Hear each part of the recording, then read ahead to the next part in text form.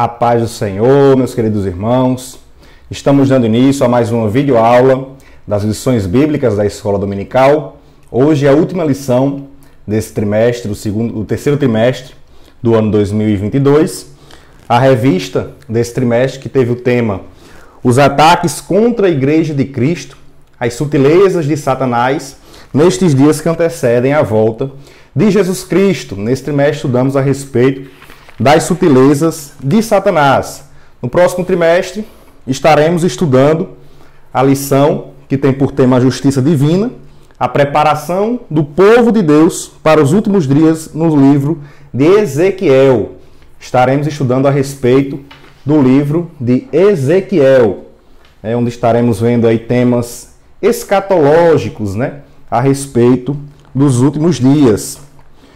E a lição de hoje, a lição 13, que é a última lição desse trimestre, que vai ser dada nas Escolas Bíblicas Dominical no dia 25 de setembro de 2022, tem o título Resistindo às Sutilezas de Satanás. Hoje estaremos encerrando nesse trimestre, vimos aí várias das sutilezas, dos enganos de Satanás contra a Igreja de Cristo, e hoje estaremos encerrando falando a respeito de como resistir a essas sutilezas, fazendo, na verdade, hoje aqui um resumo, falando também a respeito das lições que foram dadas ao longo do trimestre, e como todas elas atacam a igreja ao mesmo tempo e como a igreja faz para se defender desses ataques do inimigo. O texto áureo está em Tiago, no capítulo 4 e o versículo 7, que também está incluso na leitura bíblica em classe, e diz assim, o versículo 7 do capítulo 4 de Tiago: Sujeitai-vos, pois, a Deus, resisti ao diabo, e ele fugirá de vós. Então aqui a gente vê que, na verdade, no capítulo 4, Tiago, ele está se dirigindo a crentes infiéis. Até porque no versículo 4 ele diz adúlteros e adúlteras, ou em outras versões, infiéis, são pessoas infiéis.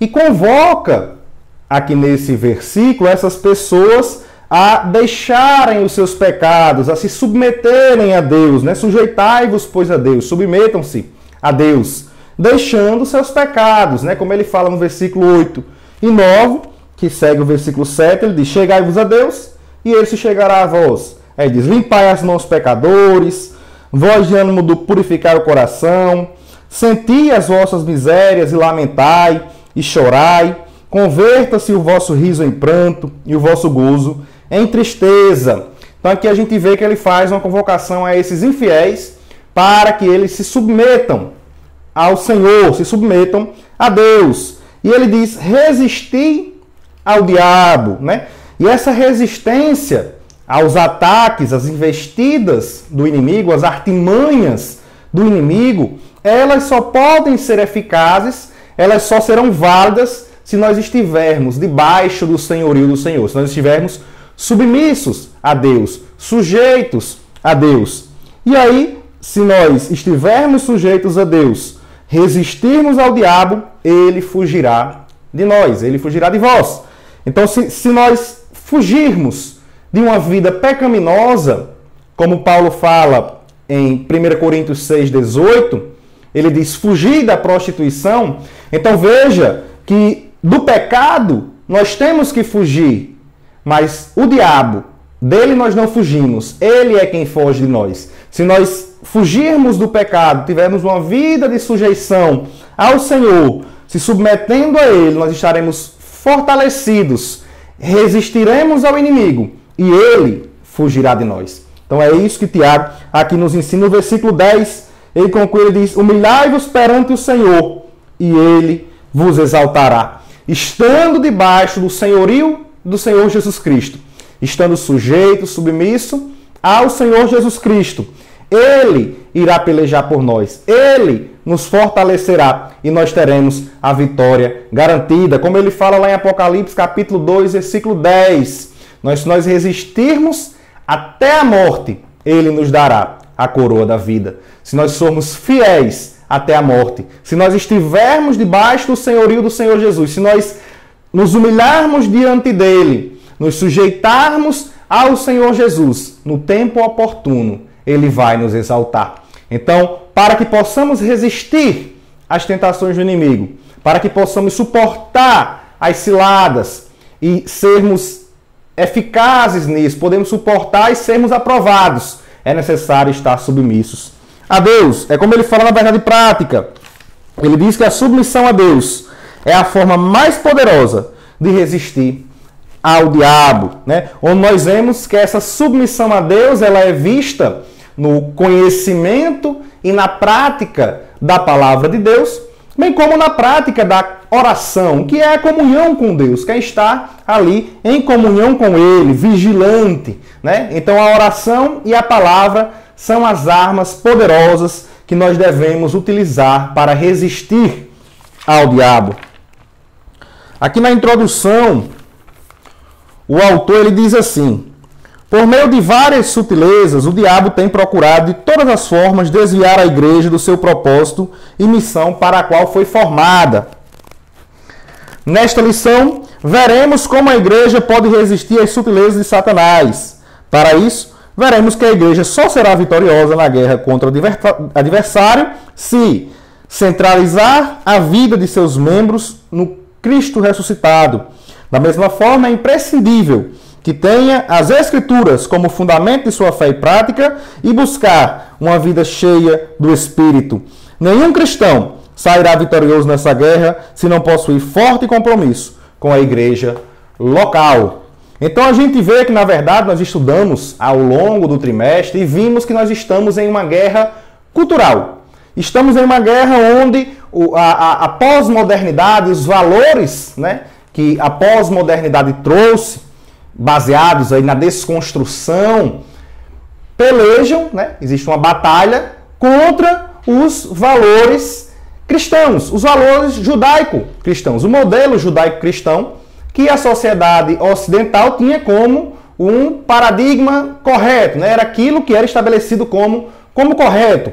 E aí vem essa guerra cultural baseada na revolução cultural, como a gente viu aí as ideias de Gramsci, né, no neomarxismo, na tentativa de desconstruir, né, de acabar com uma cultura e implementar outra.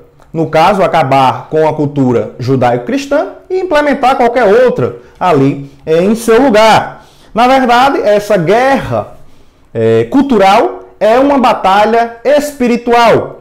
E é uma batalha entre cosmovisões. De um lado, a cosmovisão cristã. A cosmovisão é a forma como nós vemos o mundo, né? Isso aqui a gente já viu em algumas lições e estamos aqui recapitulando. E a cosmovisão é a forma como nós vemos o mundo ao nosso redor. Ela influencia nessa forma como nós enxergamos as coisas. No nosso caso, na cosmovisão cristã, nós enxergamos o mundo ao nosso redor de acordo com a palavra de Deus. E as outras cosmovisões que vêm contra, nós falamos, por exemplo, na aula anterior, na lição 12, a respeito de algumas cosmovisões. O ateísmo, o politeísmo, o deísmo, panteísmo, são algumas formas de enxergar o mundo. Nós falamos a respeito disso. Outra cosmovisão que ela está bem presente contra a cosmovisão cristã é a cosmovisão naturalista, que nega a existência de Deus. E como igreja, nós fomos chamados pelo Senhor Jesus Cristo para essa batalha espiritual, para essa batalha que há entre essas cosmovisões.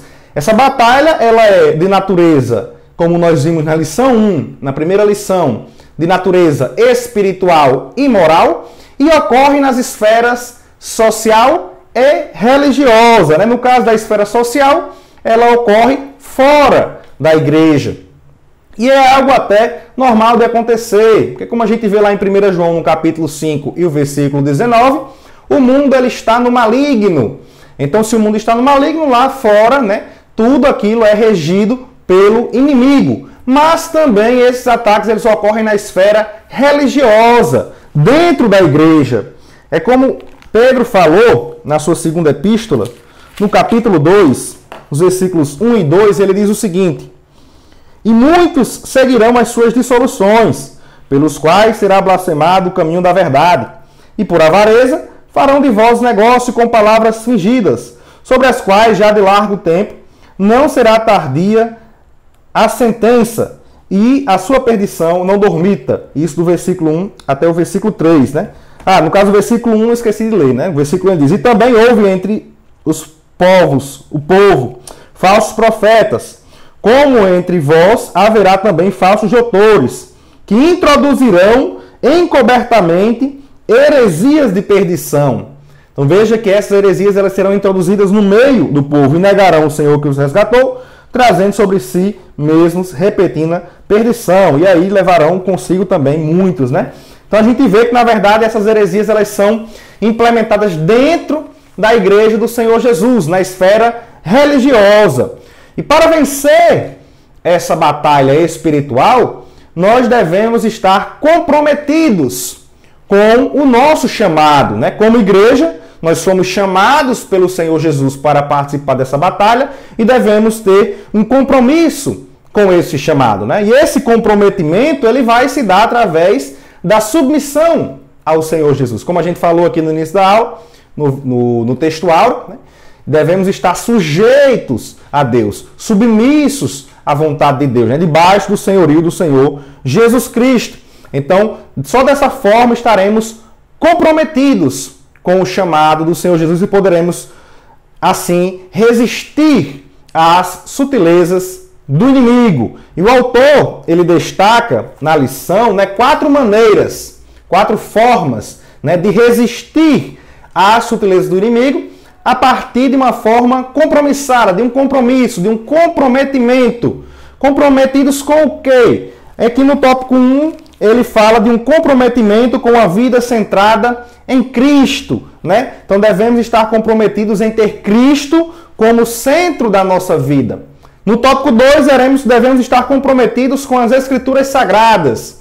No tópico 3, em ter uma vida cheia do Espírito Santo. E no tópico 4, veremos que devemos estar comprometidos com a igreja local.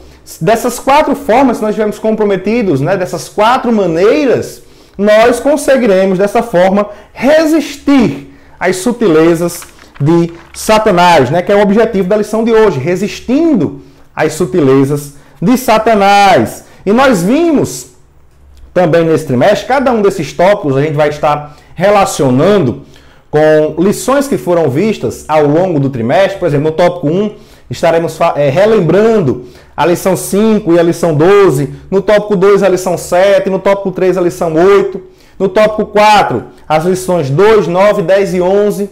E também nós vimos aqui algumas lições a respeito da família e vimos que algumas ideologias dessas cosmovisões contrárias à cosmovisão cristã, elas têm o objetivo de destruir o ideal do plano original de Deus para as famílias, como a gente viu na lição de número 3, na lição 4 e na lição 6.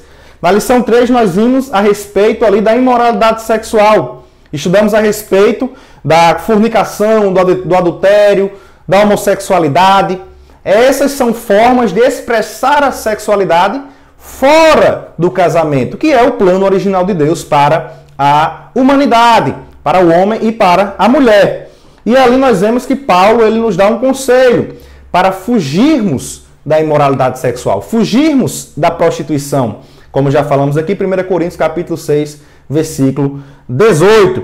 E na lição 4 vimos a respeito da banalização do divórcio, como Deus ele abomina o divórcio e infelizmente hoje em dia estão tornando uma prática banal, comum. Na lição 6 nós vimos as ideologias contrárias à família, né? Estudamos ali a respeito também da teoria queer, né? E vimos como combater esse tipo de ideologia. Então o inimigo ele sabe que atacando a família, que é a base da sociedade, ele vai conseguir atacar outras áreas da sociedade. Atacando a família, ele gera consequências em outras áreas. Muitos problemas sociais são causados por problemas que foram iniciados dentro da família. E ele consegue atingir outras áreas da sociedade, inclusive na igreja, né? O inimigo, então, faz esses ataques aí à família. Então, quais as bases de uma família para Deus, do casamento no plano original de Deus, né?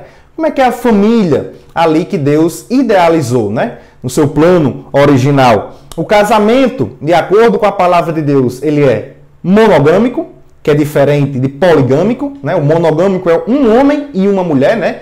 O casal formado por um homem e uma mulher. O poligâmico, né? Um homem ou uma mulher, né? Pode se casar com várias outras pessoas, né? Isso é a poligamia, né? União com várias pessoas.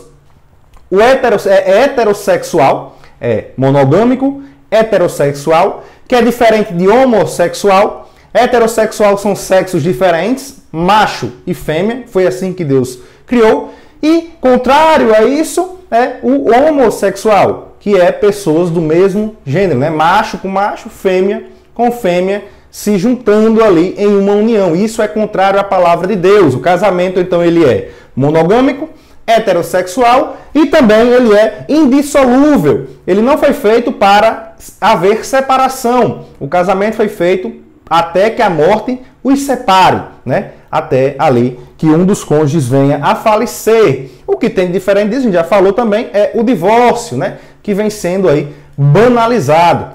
Outro ponto também que nós vimos aqui na lição 6 foi a questão do casamento ser confessional, que é diferente daquele casamento com julgo desigual.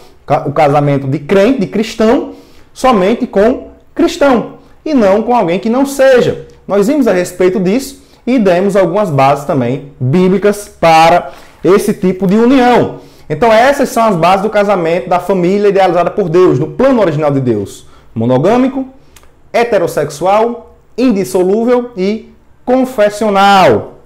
Então aqui no tópico 1, o comprometimento com uma vida centrada em Cristo. E aqui o autor diz que Cristo, né, ele era o centro da mensagem, né, a mensagem do Evangelho tinha Cristo como centro para Paulo.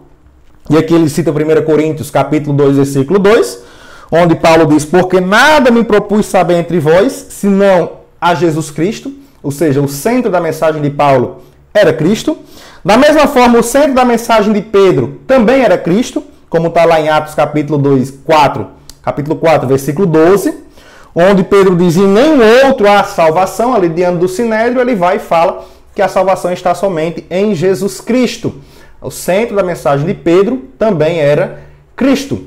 E como dos demais apóstolos, como é o caso, por exemplo, de Filipe, né, que saiu ali, Atos capítulo 8, versículo 5, e descendo Filipe, a cidade de Samaria, lhes pregava a Cristo, né? Então todos os apóstolos, todos os cristãos ali na igreja primitiva tinham Cristo como a mensagem central do Evangelho. Cristo era o centro do Evangelho. É como o autor diz: não há outro Salvador fora de Jesus Cristo. Quando um cristão ou igreja esfria ou se afasta da fé, Cristo é logo tirado do centro. É aqui onde está o perigo. Quem recebe aqui a Cristo como Salvador deve andar na fé, tendo ele como Senhor. Então Jesus, ele é o nosso Salvador, mas ele também é o nosso Senhor, que é como ele usa aqui Colossenses 2:6. Como, pois, recebestes o Senhor Jesus Cristo como Salvador, assim também andai nele. Ou seja, tenha ele como centro da sua vida, como Senhor da sua vida. E o que o autor diz? A sutileza do diabo está no fato de dizer que você pode viver uma coisa sem a outra. Em outras palavras, você pode ser salvo independentemente da forma ou maneira que você vive, né? Então, na verdade, Cristo, ele tem que ser o centro da nossa vida como cristão. Como Paulo diz em Gálatas, no capítulo 2, o versículo 20. Para mim, o viver é Cristo. Então, nós não vivemos mais para nós mesmos. Nós vivemos para Cristo. Ele é o centro da nossa vida, né? Então, quando Paulo ele estava, por exemplo, ali perseguindo a igreja, no capítulo 9 ali de Atos dos Apóstolos, nos versículos 4 e 5, o Senhor Jesus fala com Paulo, antes ainda da sua conversão, quando ele perseguia a igreja, e diz assim, Paulo disse, e ele disse: quem és, Senhor? Ou melhor, o versículo 4, e caindo em terra, ouvi uma voz que lhe dizia: Saulo, Saulo, por que me persegues? E ele disse: quem és, Senhor? E Disse o Senhor: eu sou Jesus, a quem tu persegues? Duro é recalcitrar contra os aguilhões. Então a gente vê que, na verdade, Paulo estava perseguindo a igreja. Mas como a igreja tinha Cristo como centro, como a igreja vivia em Cristo, a vida não era mais deles, a vida era Cristo, era o Senhor Jesus. Ali então, quando Paulo estava perseguindo a igreja, Paulo não estava perseguindo a Jesus. Jesus já havia sido morto, ressuscitado e assunto aos céus. Mas enquanto Paulo perseguia a igreja, que tinha Cristo como centro, era como se ele estivesse perseguindo a Cristo. Então, quando o inimigo ele afronta a igreja, ele persegue a igreja, ele está perseguindo também a Jesus. É como Jesus diz, ele diz: por que me persegues? Eu sou Jesus, a quem tu persegues. Então veja que quando a igreja ela tem Cristo como centro da sua vida, realmente, quando o inimigo ele passa a perseguir, é como se ele estivesse perseguindo também a Cristo. E ele passa a pelejar por nós. Ele é quem toma de conta da nossa vida e nos dá as armas, o fortalecimento para poder suportar nessa batalha espiritual. Então a gente vê que devido a isso, devido a Cristo ser o centro da vida do cristão, ele é o centro na vida de todo crente, o inimigo ele tem como objetivo, em todo ataque que ele faz à igreja, tirar Cristo do centro e colocar qualquer outra coisa. É tirar da mente do homem a ideia de Deus, como a gente vem falando aqui ao longo do trimestre. Esse é o objetivo do inimigo, é tirar Jesus do centro, é tirar a ideia de Cristo da mente do homem, né? A ideia de um Deus pessoal, de um Deus verdadeiro. Não importa o que ele coloque ali no lugar, como a gente viu na lição 5, no ateísmo e no materialismo. Vimos também na lição passada, na espiritualidade holística. Não importa o que esteja no lugar, se é o ateísmo, se é o politeísmo, se é o panteísmo, não sendo Cristo, para o inimigo está tudo correndo da forma como ele planeja. Então, a ideia dele é deixar de lado o evangelho da cruz, né, onde Cristo ele é não somente Salvador, mas Senhor. Como a gente viu aqui, não basta estar em Cristo, temos que andar em Cristo, temos que ter Ele como Senhor da nossa vida. Se dissermos que estamos nele, temos que andar como Ele andou. Então temos que estar sujeitos a Ele. E a ideia do inimigo é tirar esse evangelho da cruz, tirar esse evangelho onde Jesus é o Senhor, é o dominador do cristão, e substituí-lo por um evangelho social, por uma espiritualidade holística, seja lá pelo que for, onde ali é pregado que todos os caminhos levam à salvação. Não importa o que você faça, não importa onde você esteja, tudo aquilo que você fizer vai lhe conduzir à salvação. É isso que o inimigo ele quer que você acredite. É isso que o inimigo quer fazer com a mente do ser humano. Tirar a ideia de um Deus pessoal, colocar ali na mente dele uma religiosidade falsa, para que ele passe a acreditar que tudo aquilo, não importa o que você faça, você vai ser salvo. Não precisa ter Jesus como Senhor da sua vida. Então, a verdade aí acaba sendo relativizada. Não há uma verdade absoluta, como a gente viu na aula passada, né? Em João 14,6, Jesus diz que é a verdade. Ele diz, João 8,32, conhecereis a verdade e a verdade vos libertará. Lá em Efésios, no capítulo 6, o versículo 14, nós vemos Paulo falando a respeito do cinto da verdade. E o inimigo ele quer que a gente afrouxe esse cinto, porque afrouxando o cinto, as nossas armas irão cair. Ele quer que a gente relativize a verdade. A verdade ela não pode ser afrouxada. A verdade só existe uma.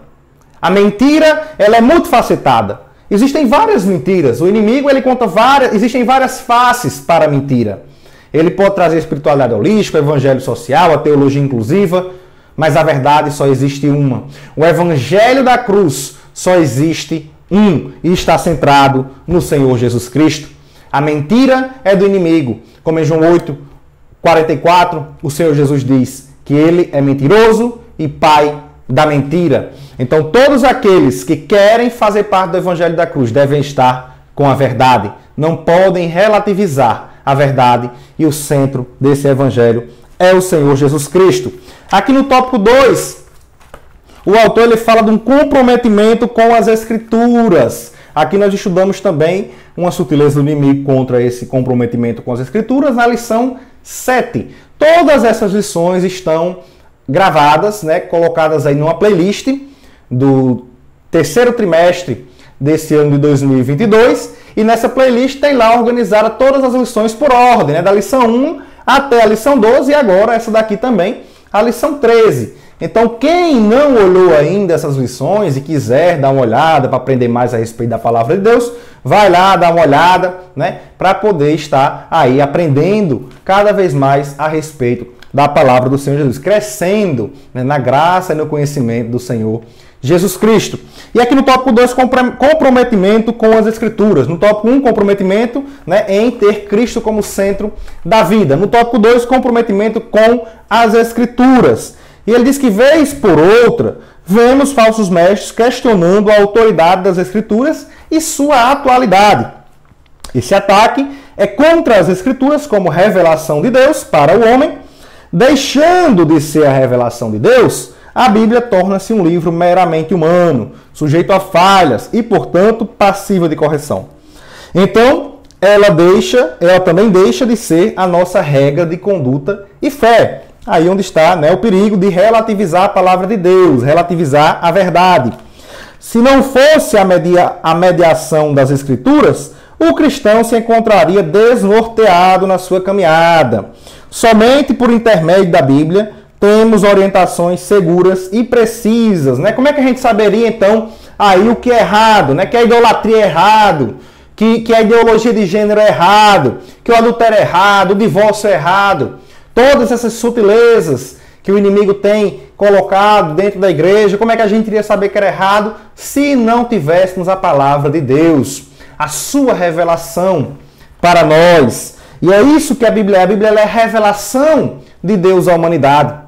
O homem, ele por si só, pela sua razão, ele não pode conhecer a Deus, ele não pode chegar a Deus. Então foi necessário que Deus se revelasse ao homem, com a mente em pecado, com a mente se degradando devido ao pecado, o homem se afasta de Deus. Isaías diz que os nossos pecados é o que fazem separação entre nós e Deus. Então o homem distante de Deus, ele não pode conhecer a Deus. É necessário que Deus ele se revele ao homem. E a Bíblia, ela é a revelação escrita de Deus à humanidade. Existe a revelação geral e existe essa revelação escrita. Tem também a revelação especial em Cristo Jesus. Como Jesus diz em João 5,39, examinai as Escrituras, pois cuidais de ter nela a vida eterna, e são elas que testificam de mim. Então ele fala que a Bíblia é quem fala a respeito dele. São as Escrituras que falam a respeito do Senhor Jesus Cristo. E ele, vindo, se revelou e temos também ali escrito a respeito daquilo que ele nos ensinou e daquilo que ele deixou ensinado para os seus apóstolos, e os apóstolos também nos passaram. Isso tudo constitui a revelação de Deus, a Bíblia Sagrada que hoje nós temos em nossas mãos, né? Então é somente através do seu conhecimento, do conhecimento das Escrituras e do seu correto manuseio que o homem é capaz de chegar até o conhecimento verdadeiro de Deus. E a gente vê aqui duas passagens, na verdade, em 2 Timóteo, no capítulo de número 3, os versículos 16 e 17, versículos bem conhecidos, dizem assim: toda a Escritura, divinamente inspirada, é proveitosa para ensinar, para redarguir, para corrigir, para instruir em justiça, para que o homem de Deus seja perfeito e perfeitamente instruído para toda boa obra. Então aqui vemos que a Escritura ela é divinamente inspirada por Deus e tem proveitos para a vida do homem.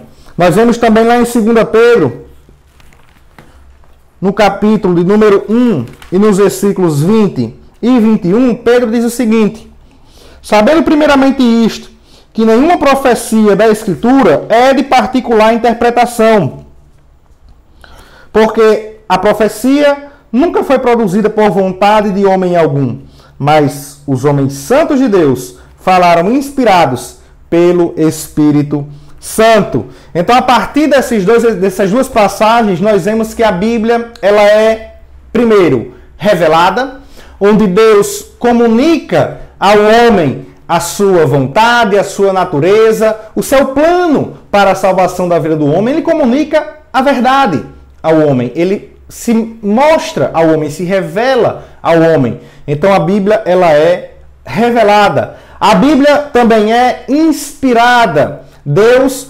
moveu homens para que eles escrevessem a sua revelação. Deus se revelou e inspirou homens, moveu-os para que escrevessem a sua revelação.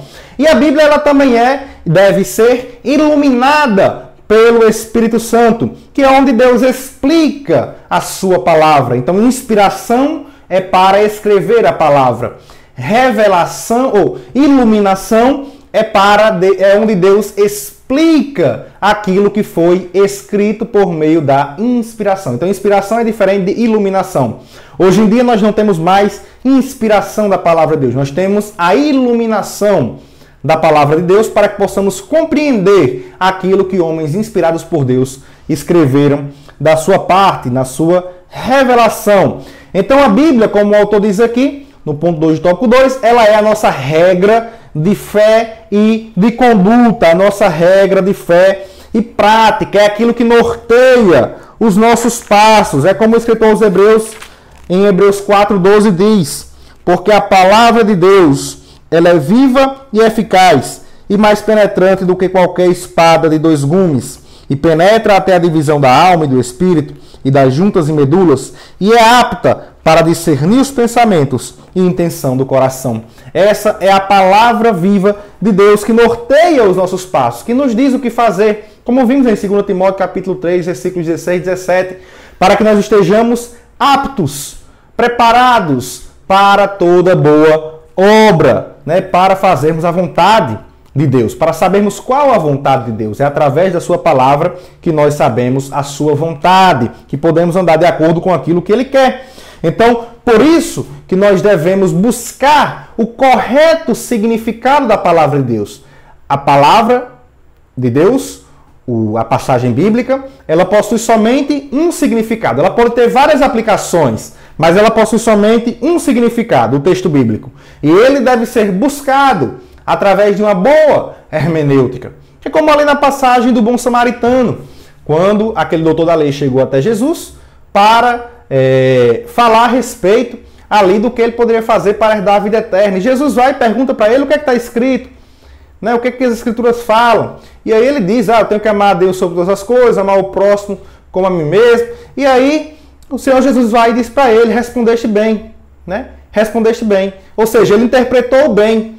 Ele soube dizer realmente o que tinha ali, qual era o significado das Escrituras, né? O que é que elas significavam como um todo, como obter a vida eterna. Então existe um significado correto para o texto bíblico e ele deve ser buscado através de uma correta interpretação, ou seja, uma correta hermenêutica. E é isso que nós devemos buscar para que não venhamos, né, compreender de forma errada. Porque somente compreendendo da forma correta poderemos aplicar também o texto em nossas vidas de forma correta e vivermos da forma como Deus quer para a nossa vida. Então nós vimos na lição 7, onde estudamos ali a sutileza da relativização da palavra de Deus, ataques à autoridade da Bíblia Sagrada, tentativas de reinterpretá-la, né? Vimos ali o método de desconstrução de Jacques Derrida, né? Onde ele fala a respeito da questão da reinterpretação dos textos com uma hermenêutica centrada no leitor, né? Agora o leitor ele vai interpretar o que é que esse texto significa para mim. Não é mais o que o autor quis dizer. Ali ele não vai interpretar a palavra, o que foi que Deus quis dizer aqui para mim? Não, ele vai dizer, não, o que é que esse texto aqui significa para mim? É uma hermenêutica centrada no leitor. Esse é o método de desconstrução de Jacques Derrida. E aí muitas pessoas querem aí reinterpretar a palavra de Deus. Cada um quer ter a sua opinião, cada um quer ter a sua verdade, relativizando a verdade. Então esses pensamentos pós-modernistas, eles levam aí a várias teologias, ao surgimento de várias interpretações. E aí vem teologia inclusiva, teologia da libertação, vem também aí a teologia narrativa, né, onde não, a Bíblia deixa de lado, vamos viver aqui a palavra de Deus. E nós vimos também nessa lição, né, a respeito da hermenêutica pentecostal, né, a forma correta que nós pentecostais devemos interpretar a palavra de Deus. Devemos ter uma metodologia correta para interpretar a palavra, para compreendê-la e assim poder aplicá-la em nossas vidas. E somente compreendendo da forma correta e aplicando da forma correta as Escrituras, poderemos nos comprometer verdadeiramente com ela e resistir às sutilezas do inimigo. No tópico 3, ele fala a respeito de comprometidos com uma vida cheia do Espírito. Né? O primeiro tópico, então, foi uma vida, comprometimento com uma vida centrada em Cristo, em ter Jesus como centro. O segundo, comprometimento com as Escrituras. E agora um comprometimento com uma vida cheia do Espírito Santo. E aqui ele fala, o autor, ele diz: o viver em Cristo e na prática dos princípios bíblicos é impossível sem a ajuda do Espírito Santo. De acordo com o apóstolo Paulo, foi por meio da lei do Espírito de vida que o cristão pôde vencer a lei do pecado e da morte, como está lá em Romanos 8:2. As Escrituras exortam o cristão a andar no Espírito como única garantia de não satisfazer os desejos carnais. Há uma obra do Espírito no interior do cristão que o santifica para Deus, né? Então tem a obra de santificação. Contudo, há também uma obra capacitadora do Espírito Santo. Então tem a obra santificadora e a obra capacitadora do Espírito Santo, ou uma obra de revestimento de poder. Essa capacitação diz respeito à habilidade do crente para ser uma testemunha eficaz de Cristo no mundo, bem como viver vitorioso no Espírito. Então nós vemos aqui que, na verdade, Paulo ele nos aconselha a andarmos em Espírito, para não cumprirmos a concupiscência da carne, os desejos carnais, né? Como ele fala lá em Gálatas 5, 16 e 17. E também que nós devemos ser cheios do Espírito Santo. Lá em Efésios, no capítulo 5, versículo 18, ele diz: não vos embriagueis com vinho, onde há contenda, mas enchei-vos do Espírito. Então devemos buscar ser cheios do Espírito Santo, para que não venhamos cumprir as concupiscências da carne e em nós seja gerado o fruto do Espírito. Só assim nós estaremos fortalecidos para suportarmos as sutilezas do inimigo. Então a gente vê que o Espírito Santo ele realiza em nós uma obra santificadora, ele nos leva a se santificar, como está lá em 2 Tessalonicenses capítulo 2, versículo 13, a santificação do Espírito, e também ele tem em nós uma obra capacitadora, como Jesus fala lá em Romanos 1,8, revestimento de poder. Essa é a obra capacitadora do Espírito Santo em nossas vidas. Ele nos reveste de poder. E aí a gente viu na lição 8, né, em relação a essa questão da obra capacitadora do Espírito Santo, né, o movimento pentecostal, né, porque existem outros movimentos que não acreditam nessa obra capacitadora e somente na obra santificadora do Espírito Santo. E aí existem alguns ataques ao movimento pentecostal, ao pentecostalismo. E aí a gente viu na lição 8 alguns desses ataques.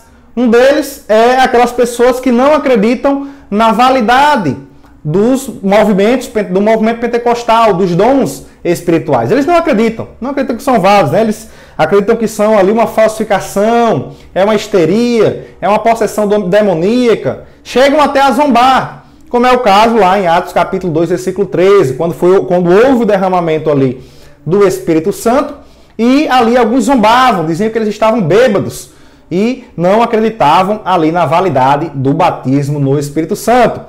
E aí, outro grupo também de ataque ao movimento pentecostal é o grupo que não acredita na atualidade dos dons espirituais. Eles até acreditam na validade, mas não acreditam que eles são atuais. Então rejeitam os fenômenos pentecostais. Esse grupo é o grupo dos cessacionistas, né? Os cessacionistas, eles não acreditam na atualidade dos dons espirituais. E existe também aquele grupo que acredita na validade dos dons espirituais, acredita na atualidade dos dons espirituais, são atuais, mas eles não acreditam nas línguas, no falar em línguas, como evidência inicial do batismo no Espírito Santo. São esses três grupos que atacam ao pentecostalismo autêntico, ao movimento pentecostal autêntico, né? Como ele é. E aí a gente vê, então, que existem esses ataques à obra capacitadora, à obra de revestimento de poder do Espírito Santo, e que nós devemos, como pentecostais, estarmos preparados biblicamente e espiritualmente para resistirmos às sutilezas do inimigo, para que venhamos estar sempre cheios do Espírito Santo de Deus para a santificação e para revestimento de poder, para que possamos, como o autor diz, ser uma testemunha eficaz de Cristo no mundo e ter um viver vitorioso no Espírito Santo, né? Resistindo às sutilezas do inimigo. Aqui no tópico 4, comprometimento com a igreja local, né? Então vimos no tópico 1, comprometimento com a vida centrada em Cristo. No tópico 2, um comprometimento com as Escrituras. No tópico 3, um comprometimento com a vida cheia do Espírito Santo. E no tópico 4, um comprometimento com a igreja local, né? O autor diz aqui que nas Escrituras a igreja ocupa um lugar de relevância ímpar. Não existe cristão legítimo fora da esfera da igreja como corpo de Cristo. A própria palavra desigrejados, isso a gente estudou aqui ao longo do trimestre, torna-se um termo impróprio, uma forma de descrever uma anomalia espiritual. Então, assim, não é que exista o desigrejado, né? É um termo, uma palavra que é utilizada para explicar essa anomalia, né? Que é o fato da pessoa dizer que está na igreja, mas ela ali não se comporta como a igreja, né? É um desigrejado.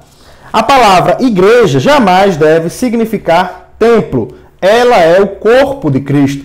Nós estudamos aqui, falamos da igreja universal, falamos da igreja como organismo e também falamos da igreja como organização, a igreja local. Ela também não é um ajuntamento de pessoas em que ninguém sabe precisamente qual é a sua função no corpo. Um desigrejado é alguém que, por alguma razão, não conseguiu exercer sua função de membro no corpo de Cristo. Então aqui a gente vê que nesse trimestre, a gente viu, na verdade, em algumas lições anteriores, que a igreja ela é um organismo vivo, tem vida. E ao mesmo tempo que é um organismo vivo, é também uma organização. O organismo, ele tem vida. A organização trabalha com essa vida. E aí, uma das principais características de um organismo, para mostrar que ele tem vida, que ele é vivo, é o crescimento. E o crescimento, ele pode ser quantitativo, que se dá no número de pessoas, e pode ser qualitativo, que é um crescimento, um desenvolvimento espiritual em relação à igreja. E aí, infelizmente, o que a gente vê é que devido à falta de discipulado bíblico, né, muitas igrejas têm produzido um grande número de desigrejados. Muitas pessoas têm entrado na igreja, mas uma grande quantidade de pessoas também têm saído da igreja. E nessa saída da igreja, né, muitos comportamentos vêm ocorrendo, né? Porque o desigrejado, ele não é aquela pessoa que está afastado do evangelho, que ele diz, não estou afastado do evangelho, não estou na igreja. Não, ele está fora da igreja, ele não tem comunhão com os irmãos numa igreja local, mas ele diz que faz parte da igreja. Não, eu faço parte da igreja, só não vou ali para a igreja, não tenho pastor não tenho líder não. Então esse tipo de pessoa é o chamado desigrejado, né? A gente estudou isso na lição 9, falamos a respeito do movimento dos desigrejados, né? A sutileza desse movimento. E aí é que a gente viu na lição 11 a respeito da sutileza das mídias sociais e vimos o ambiente online, né? Os riscos que o ambiente online pode trazer nessa virtualização. E esse ambiente é o ambiente preferido dos desigrejados, né? Até porque nesse ambiente eles não têm uma liderança para obedecer, né? Podem levar a vida da forma como bem entendem. Então vimos isso também na lição de número 11, né? Na sutileza das mídias sociais. É um ambiente preferido dos desigrejados. E eles vivem uma vida de pecado, uma vida entregue à promiscuidade, de desobediência à palavra de Deus. E mesmo assim alegam serem cristãos, alegam serem crentes em Cristo Jesus. Eles encontram aí justificativas para os seus pecados. Não. Aí a gente fala alguma coisa, porque eles não têm uma liderança para falar, a gente vai falar alguma coisa, eles não. Aqui, isso daqui encontra alguma forma de dizer que eu sou falho, a gente é falho, a gente peca, não é isso que vai influenciar na salvação. Se não é o pecado que vai afastar você da presença de Deus, o que é que afasta? É o pecado que nos afasta de Deus. Por isso devemos nos afastar do pecado para nos aproximar de Deus. E infelizmente eles negam isso daí, justificam os seus pecados, pregam um perdão sem um verdadeiro arrependimento. Falam de um amor, né? Um amor, como a gente falou também na aula passada a respeito disso, sem a verdade. Não, o importante aqui é a gente amar.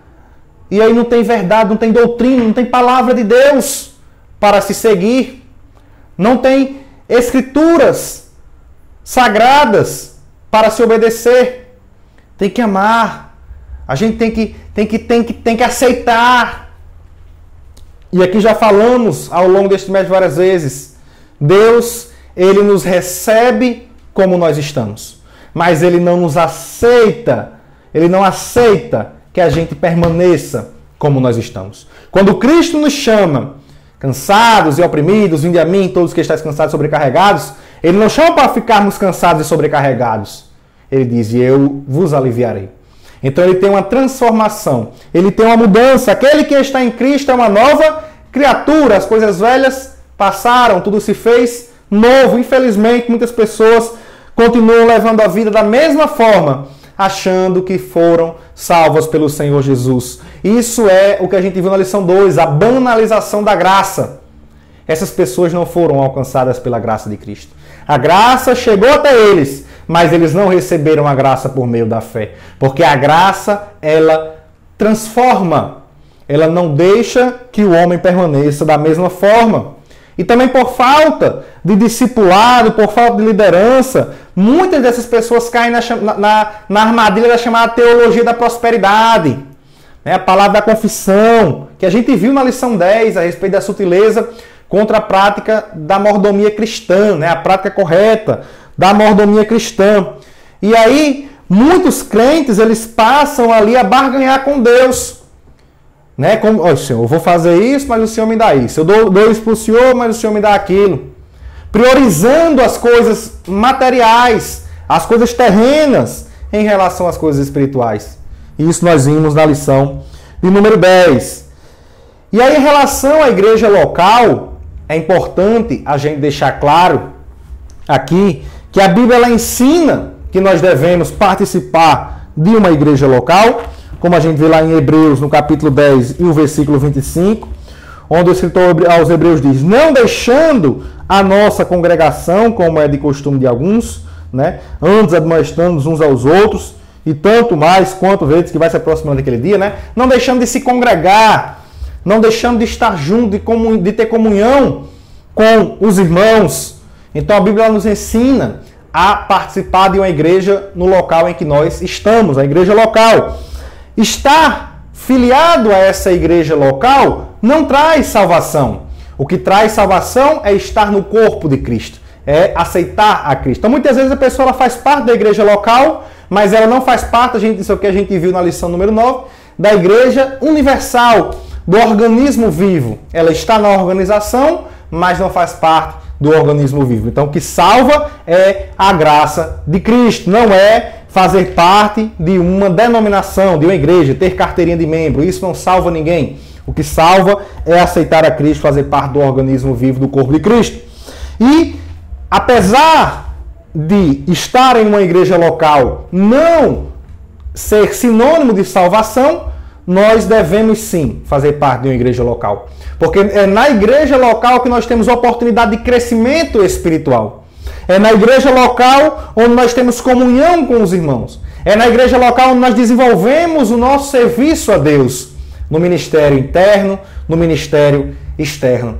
Devemos, então, buscar ter compromisso com a igreja local, fazer parte de uma igreja local, se congregar com os nossos irmãos para termos um crescimento espiritual, para podermos estar fortalecidos, para suportar, resistir às astutas ciladas do inimigo, às sutilezas do inimigo. Então precisamos ter um comprometimento, um compromisso, essa é a palavra-chave, precisamos ter um compromisso com a nossa família, com a vida centrada em Cristo, com as Escrituras, com uma vida cheia do Espírito Santo e também um compromisso com a igreja local. Devemos fazer parte de uma igreja local. Um assunto também que eu queria falar com os irmãos é a respeito do cuidado com o auto-engano. Infelizmente, a gente falou bastante a respeito disso daqui. O pior tipo de engano que existe é o auto-engano. É quando a pessoa ela acha que está fazendo certo, fazendo algo que é errado, quando ela está se auto-enganando. Porque quando alguém nos engana, nós oferecemos resistência àquilo ali. Mas quando nós nos enganamos, nós não oferecemos resistência. E passamos, então, ali a ser presas fáceis para aquela armadilha. Então, como é que a gente faz para se livrar do auto-engano? Temos que ser sinceros, verdadeiros, buscar a verdade, honestidade.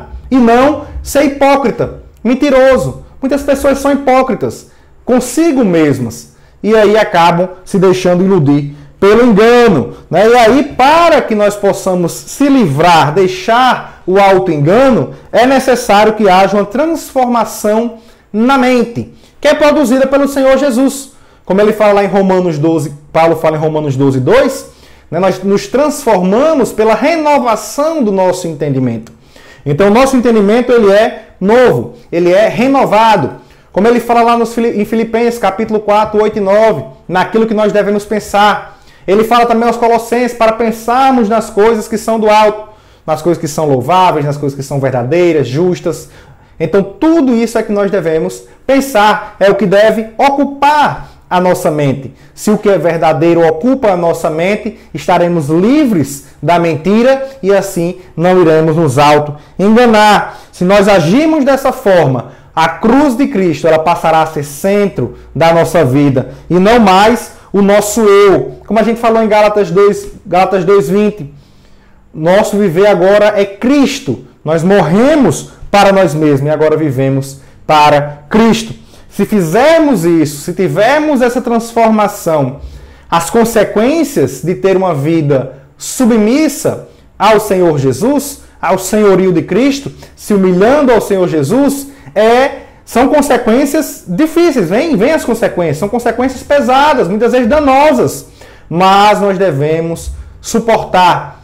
Porque, como a gente viu aqui em Tiago, capítulo 4, versículo 10, que está na leitura bíblica em classe, humilhai-vos perante o Senhor, e Ele vos exaltará. A promessa é da parte de Deus. E se nós permanecermos firmes, nós venceremos as astutas ciladas do inimigo. Devemos estar sempre revestidos da armadura.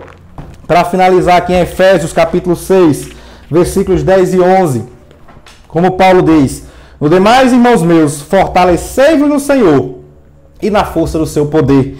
Revesti-vos de toda a armadura de Deus, para que possais estar firmes contra as astutas ciladas do diabo, ou as artimanhas do inimigo. Só assim nós poderemos vencer as astutas ciladas do inimigo, as sutilezas, enganos que ele traz contra a nossa vida e seremos vitoriosos. Aqui na conclusão, o autor diz: chegamos ao final desta lição e do trimestre. Nosso propósito foi mostrar os ataques sutis de Satanás contra a igreja e destacar as estratégias para o povo de Deus permanecer firme na resistência contra o adversário.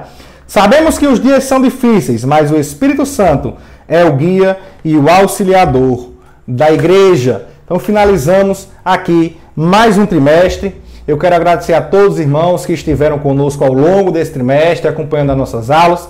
E acredito que se você está comigo até aqui, você gostou dessa aula, peço que curta esse vídeo, compartilhe com os seus amigos, para que também cresçam na graça e no conhecimento do Senhor Jesus.